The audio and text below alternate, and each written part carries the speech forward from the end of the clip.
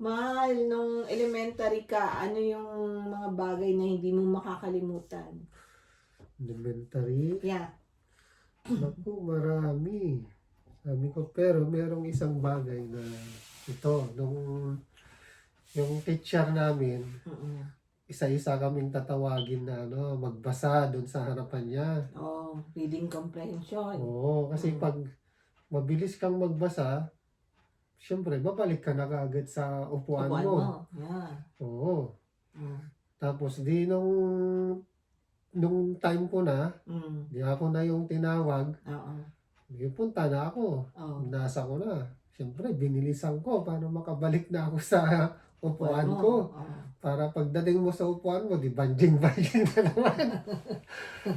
O di yun na yun. Wow. Di tapos na ako.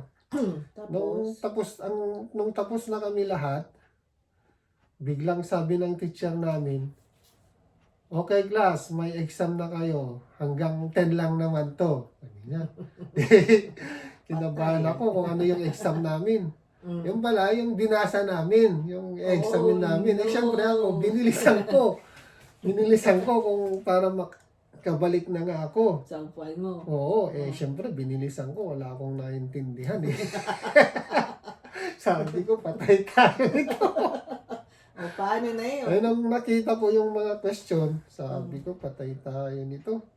1 to Tapos, 10 pa naman. Oo, ano kaya kung ilagay ko na lang dito sa number 1? Magmahal. Number 2, magmahal. Hanggang 10, magmahal. Oh, anong kinalaman naman ng magmahal sa question doon?